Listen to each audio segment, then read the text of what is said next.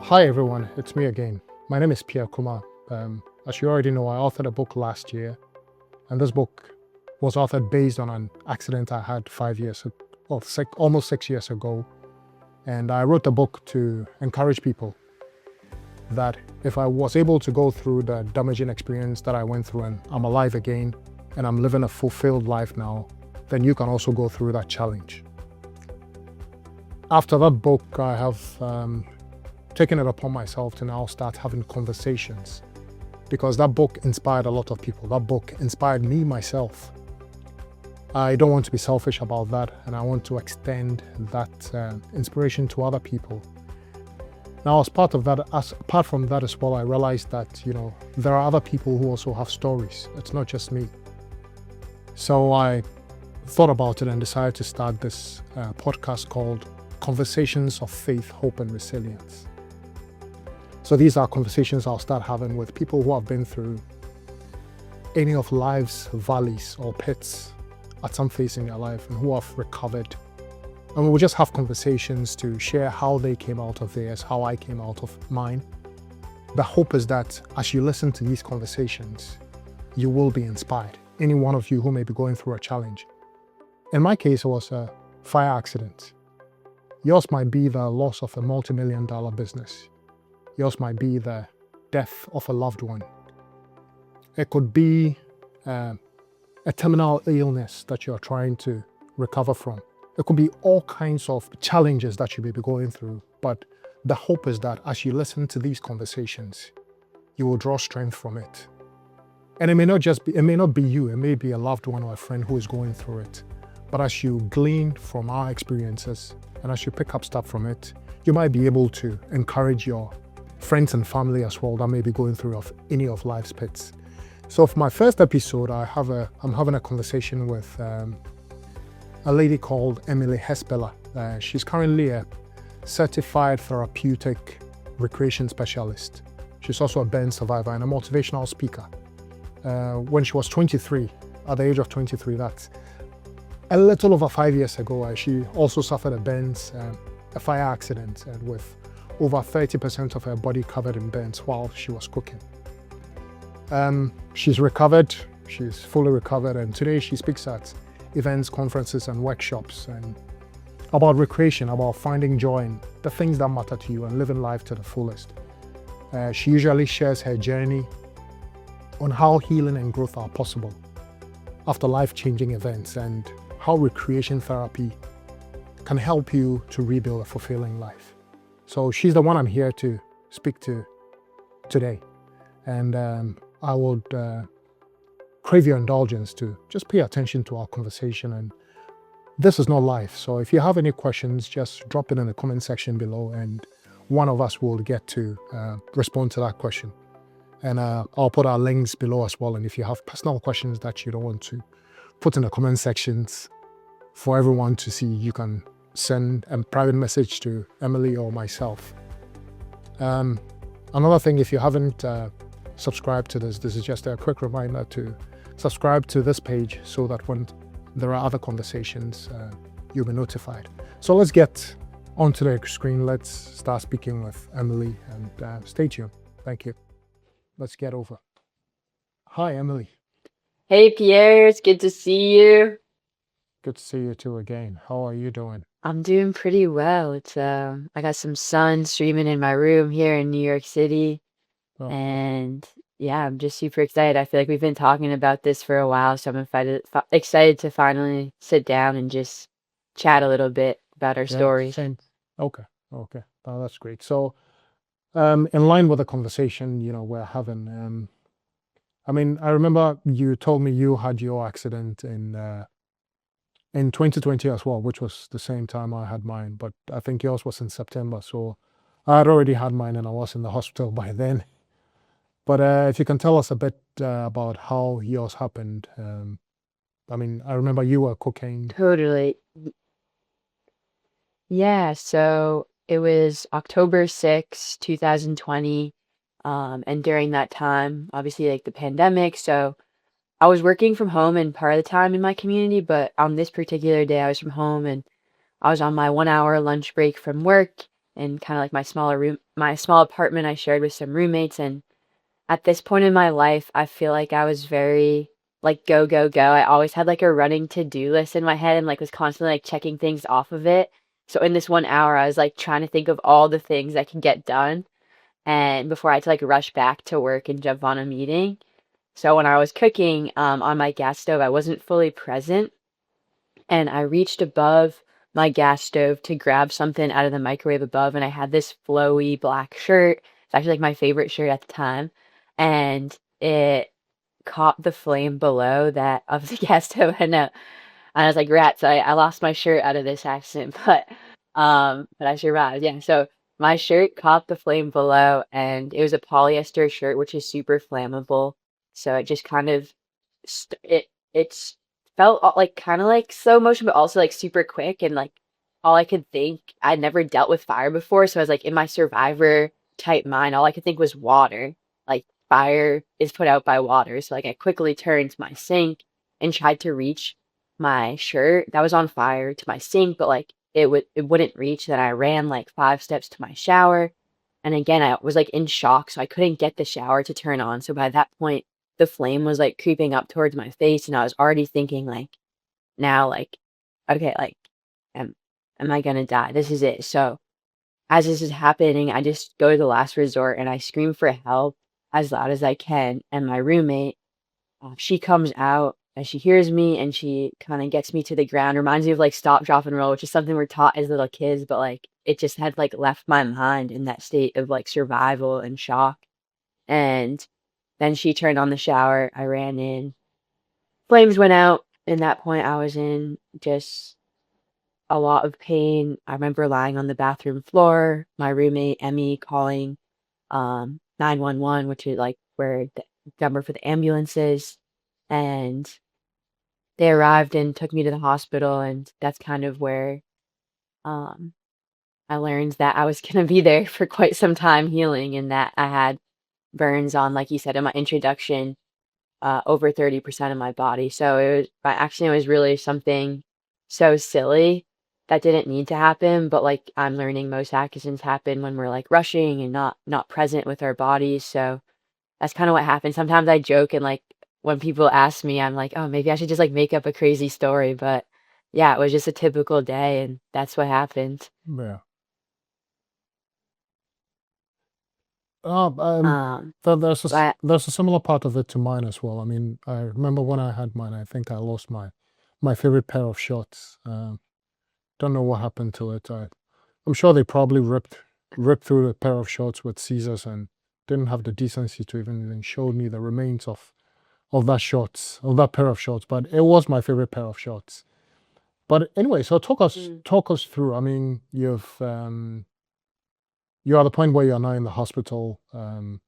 You're just working, getting lunch. You find yourself in the hospital. I remember you said you were you were on admission for 2.5 months, right? So throughout the hospital, what was going through your mind? What? yeah, I think it's really interesting. I don't know what the mind does in there. And it's just kind of like I forgot like about that like life that I had before for a second because I had to be like so focused on my healing. It was almost like a time warp, almost like everything was just in the hospital. Like I didn't get to go outside. I remember just like asking my friends like, "Oh, like what's the weather like today?" Because I really had like no concept, and I didn't know what my future was gonna look like. Um, I think I was like a pretty optimistic person before my accident, so that definitely helped me in the hospital get through some of these things. I'm sure you had to endure like the daily bandage changes where in order to keep our skin like clean and healing, nurses would come in and kind of again administer this taking off of bandages, reapplying some ointment, putting on other ones. Um, which I think is probably like the most painful thing aside from maybe like, I don't know, that or the skin graft surgery is the most painful thing I've ever had to go through. And it was like daily or sometimes twice daily. Um, so yeah, it was just a lot of physical pain, which then impacted my like mental state. Like I feel like I was just kind of like maybe like upset or didn't want to talk to people all the time. Like I feel like nothing like friends and family they were there for me and they sent me like texts and some people were able to show up in person for me and like I was so grateful for their support and love and at the same time it was really hard for me to like talk and feel like a person in those moments. But I used a lot of like visualization through those things like bandage changes. I put myself into like back into happy memories and to get through that pain. And I also like I don't know. I was thinking of like motivational songs. Like I don't know. There's like a Kelly Clarkson song. I was like, oh, what doesn't kill you makes you stronger. And I think that's a little like maybe like toxic positivity, but like I don't know. I was just thinking like, okay, like I don't know where I'm gonna be after the hospital, but like I think that it could potentially make me stronger. So I just tried to keep that mindset, that going through something like that was gonna, you know, make me stronger, but I didn't know what that strength was gonna look like or who I was gonna turn out to be. Yeah. Yeah. Yeah, I think in my case as well, I wasn't sure how things were going to be like. But I think in my case, and while I was in the ICU, I didn't really realize, to some extent, I didn't know how bad it was. Um, I just knew, yeah, I wasn't well. I was in the ICU, and I'm more of a solitary person. I like being on my own. At the time I was in the ICU, I was the only patient there, so it was sort of like, yeah, what I like, being on my own, being quiet. It's just one room with me and the nurses, and that's it. So I'm not saying I'm an attention seeker, but I like the fact that it was just me alone. And I think that um, sometimes when we go through challenges, our families or close people do not like to leave us alone because they're afraid of what would happen if you leave this person alone. Of course, there is also that part that I really couldn't be alone as a burn patient because I couldn't do much for myself. But looking back now, I see that times when I was alone gave me a bit of reflection. And sometimes it gave me an opportunity to reflect. Sometimes it was good, sometimes it was bad. I did have nightmares as well. I remember um, every day. So the dressing period was a bit scheduled. It was 3 days a week, 3 times a week. And it was like 1 or 2 days in between the dressings. And I kind of knew every day that was going to be a dressing day. I knew this day is a dressing day. Strangely enough, I'd always have a particular dream that dawn. And it was always me in the same room every morning that I had the dress. So if I was going to have the dressing that day, and it was usually, I think, around 9, 10 a.m. in the morning. So I'd wake up in the morning at 6 with this nightmare. And it was me being in a room, one of these futuristic places. And every dressing day, I would have this room. I would have this dream every dressing day. But I think one of the things that kept me through was this story that my auntie told me of a laborer who would always whisper to himself, Abaa, which means this will surely end. And that was one thing I kept telling myself. She told me the story when I'd been there for like, I think, over a month, because I was there totally for almost 4 months. Well, no, sorry, almost 5 months. So I've been there at this point. I've been there for over a month, and she told me the story of this laborer who was working on a construction site, and in the cool of the day, around 3, 4 p.m., they would have started work around 8 and 9, between 8 and 9. So about 3 to 4 p.m. in the afternoon, when the toll of the day was getting to his body, he would say, "Abaa," which is, in my local language, it says, "The day will surely come to an end." And that was what gave him strength to go through the rest of the day. So I took that upon myself, and every time I was struggling, every time I was going through dressing, and the dressing was very painful. It was at least an hour. I would always whisper to myself, "Abaa." And, yeah, 5 years down the line, well, almost 6 years down the line, as we say in Ghana, Abaa. So this will surely end, we'll surely close this chapter. And today here I am. This chapter is closed out. I remember you calling yourself a baddie. Do you want to go a bit into that? Yeah. Well, thank you first for sharing like a bit about like your story in the hospital and um yeah, it is interesting what you said about like that solitude. Um and because I feel like for me I remember there was some comfort in knowing that like I was cared for in the hospital as well, and I think leaving kind of that changes. And then that you're like you said your aunt reminded you of the story about Buckeye, like this will surely Yeah, end. yeah, yeah, Yeah. yeah, Uh, yeah. I feel like that would have helped me like knowing that. I think I don't know if I had a saying exactly like that, but I definitely was like just reminding myself that this is only for a period of time and like it has to end. Um, and I think the baddie thing more so came like after I left the hospital. But in the hospital, definitely like I would tell myself, and I don't know like if this is great, but I would tell myself just like don't fear the pain because like literally I'd say it out loud because I got so in my head every day, like, okay, the bandage change is coming and a little different than you. Like I didn't necessarily know like when they were gonna come every day because sometimes they had to like do so many different patients and things happen.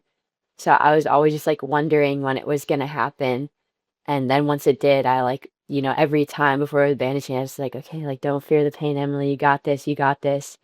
And just like breathing and like listening to music, I feel like is what really helped just kind of like distract me in those moments. And um, I think just in terms of like, sitting in the hospital every day, like just paying attention to the love that I had around me with family and friends and just not knowing that like yes I was like in pain but also I could mix in these like moments of silliness. Like I remember like sending like vlogs to my friends of like updates on like different things I was going through and just trying to make them like a little bit more lighthearted.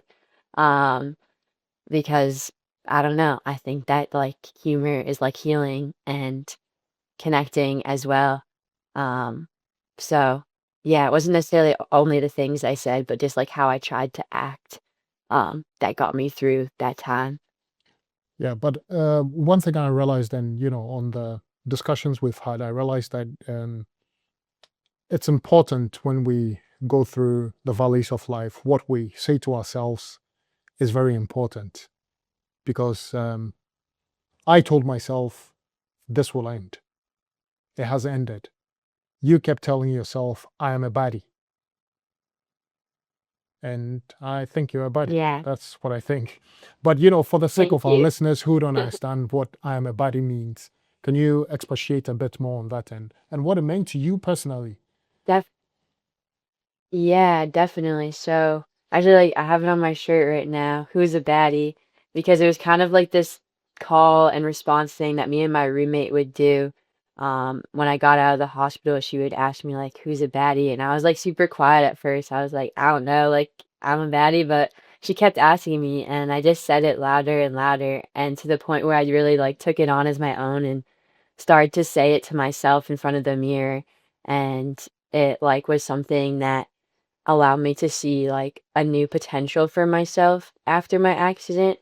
Um, like I could be anything I wanted to be, and the baddie just represented like what I needed to be in that moment. Like I remember just like going to see some people and just like pumping myself up, like literally walking and just being like, "Who's a baddie? I'm a baddie."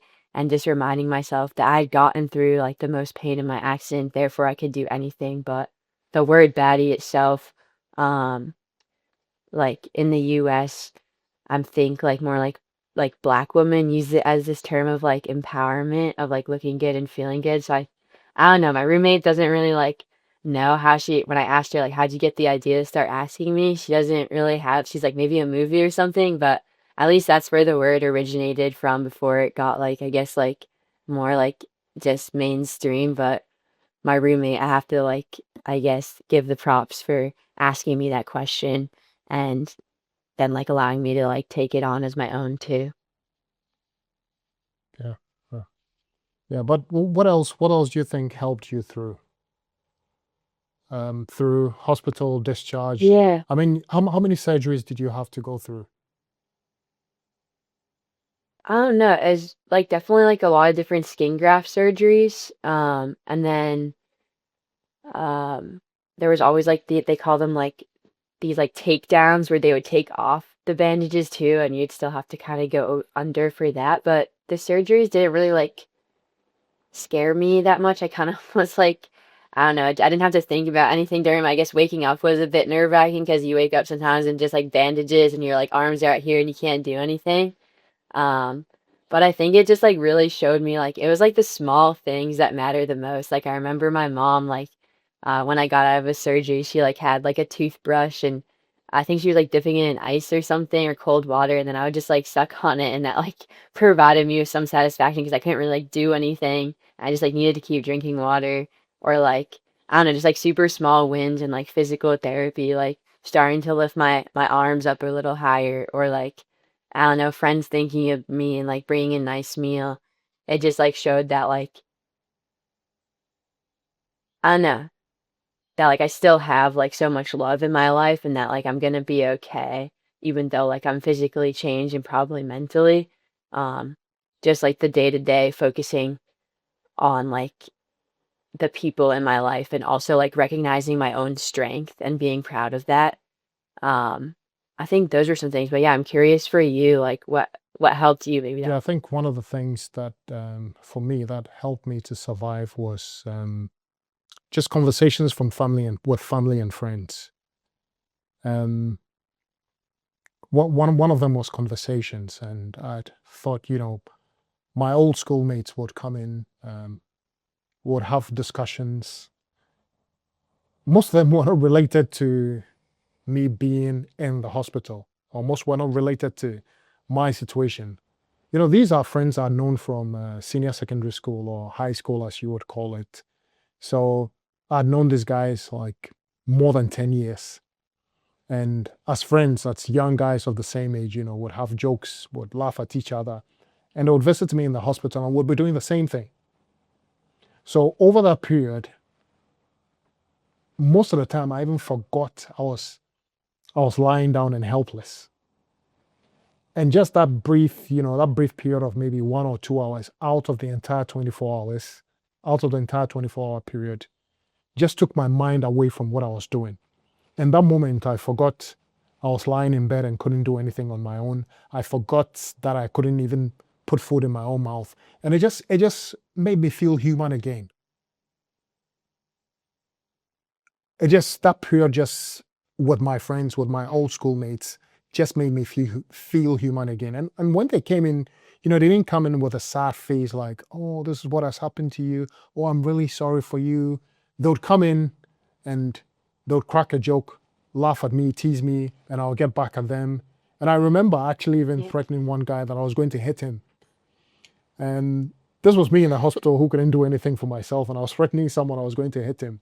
But that's the relationship we had prior to the accident, right? That's how we would relate with each other. Because these were the same guys I would hang out with on a Friday night, on a Saturday night, on a public holiday. These are the guys I would hang out with. So it was reliving that moment that took my mind away from what I was currently going through.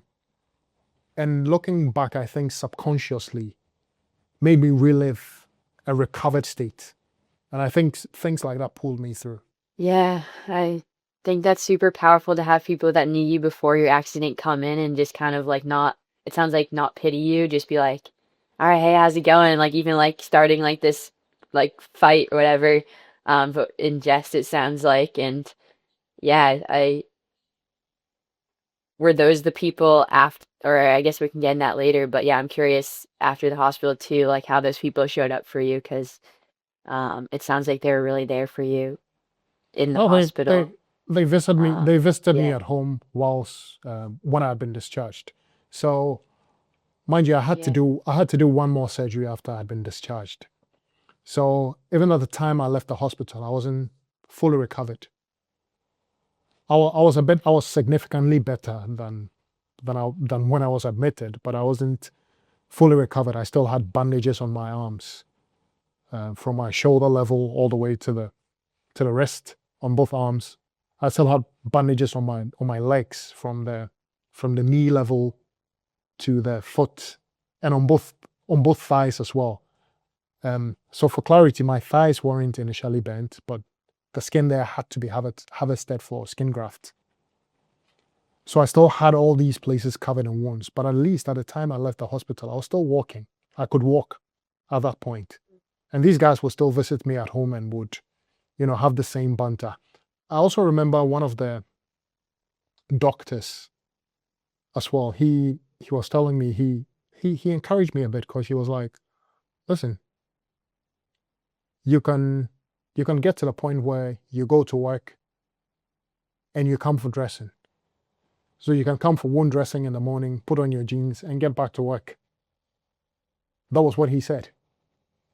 And he gave me the picture of a Wow. point of a moment where I could probably wake up in the morning, come to the hospital for dressing, then from the hospital go back to work.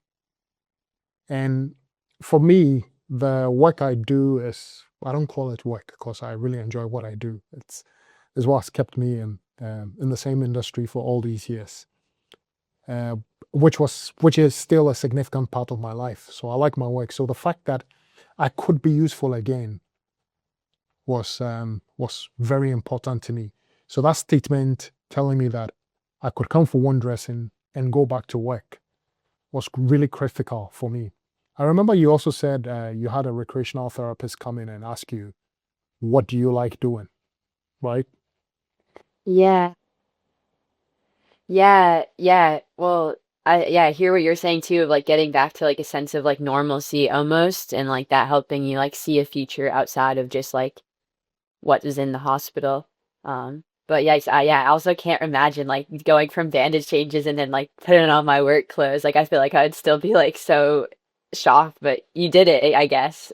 Um, and yeah, for me, one important person in the hospital that kind of like changed the trajectory of what I wanted to do after my accident too was this recreation therapist who, for those of you who don't know, like recreation therapy is basically a profession that uses activities as a way to get people back to like enjoying life, and I didn't really know anything about it when I entered it, but this lady came into my room and she was like, "Hey, like what do you want to get back to doing outside the hospital?" I was like, "What? Like how are you asking me this?" Because like most people just come in and they're telling me like what I need to do, and this person's treating me like I know like what do you enjoy, and like really putting me at the center of things.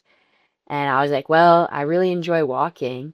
And I have like that was also a thing that I was always like pestering the PTs and OTs like, hey, can I go for a walk in the ward around the hospital? Because I wanted to just like walk and like keep moving once I got that ability again to do that and didn't have to be laying in bed. So this recreation therapist, she like talked to all these different like nurses and doctors and like I don't know, she just like really like bundled me up, I guess, and clothes because it was getting to be the winter then in the hospital, and we went outside for the first time in like months, and yeah, it was a powerful moment because I feel like being with her made me feel like really safe, and outside everything was kind of like heightened, and I just remember like crying with her. Um, and I think it was just like the accumulation of everything. I don't know, but it just showed me how powerful like her recreation therapy could be, that I was able to process things with her in a way that I maybe couldn't with others, as well as like her getting me thinking about like what my life could look like again outside the accident, similar to you, like getting back to work and someone telling you that.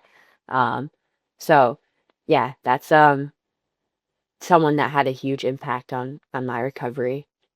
Yeah, but I think that statement you made about the um, recreational therapist was, it's very important that you said she made it about you, about what you wanted, and not about, she didn't come saying, okay, this is you, you're in this state, you need this help, you need to do this, you need to do that, you need to do that, this is what you need. But she came to you and said, what would you like to do?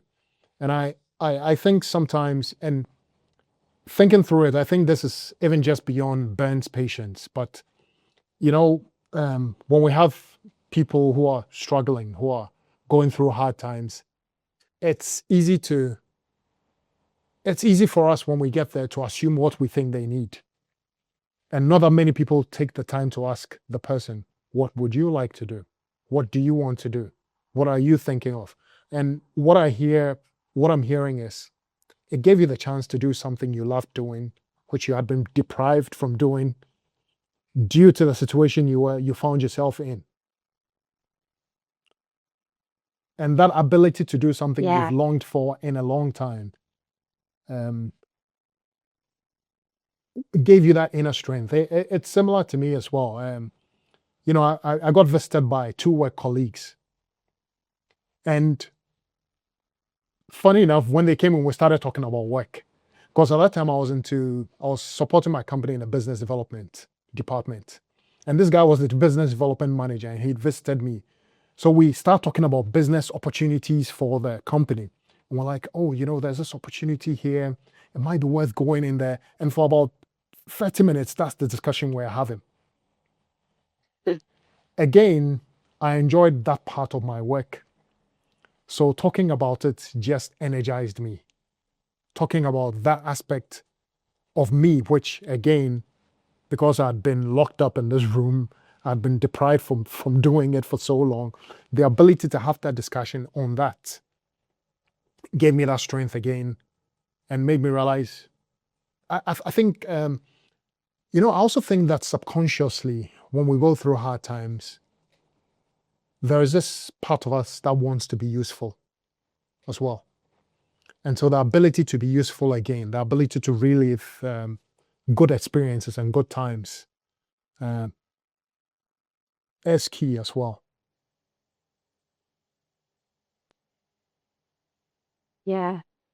I appreciate hearing that story. And since for you said work isn't work, it makes sense that someone coming in and talking to you would just kind of lighten your mood a little bit. And I feel get you into that flow state where you're not thinking that you're in the hospital. You're just hey, I'm Pierre, and I still have this to look forward to, and I'm gonna be, like you said, useful. I have something to live for. It sounds like almost to, or keep living for, to get back to.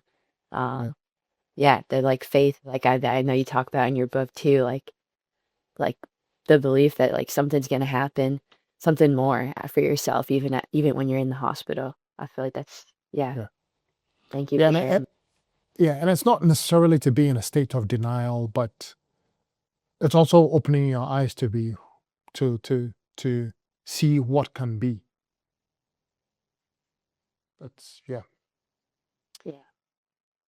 Yeah, I think my Is there anything accident else even gave me. Yeah, go ahead, please. Oh, I was just gonna say, you said the belief in what can be, my accident gave me even more belief that I can be anything. I feel before my accident, I didn't know all the possibilities of if life. It feel my accident opened my eyes to all these new perspectives, and that could truly be anything that I wanted to be. Yeah. Well, folks, all too soon we've come to the end of part 1, where we both discussed the journey from the accident to recovery. Thank you for staying with us. I'm convinced and I believe that you've picked up something, you've been encouraged, you've been inspired to move on to the next page in your life.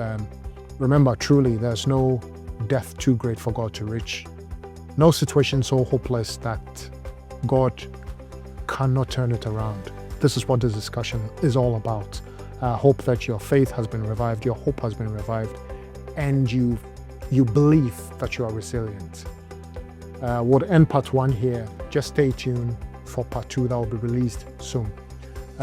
Just so you know, if you haven't subscribed, just subscribe to my channel, subscribe to her channel, follow us on the various media links. And if you haven't gotten a copy of The Stench of Good News, which is here, just go to my website at www.piakuma.com and you see various links to get them. If the links don't work for you, just send us an email also on the website and you get your copy of the book. Thank you and see you in the next part. Bye-bye.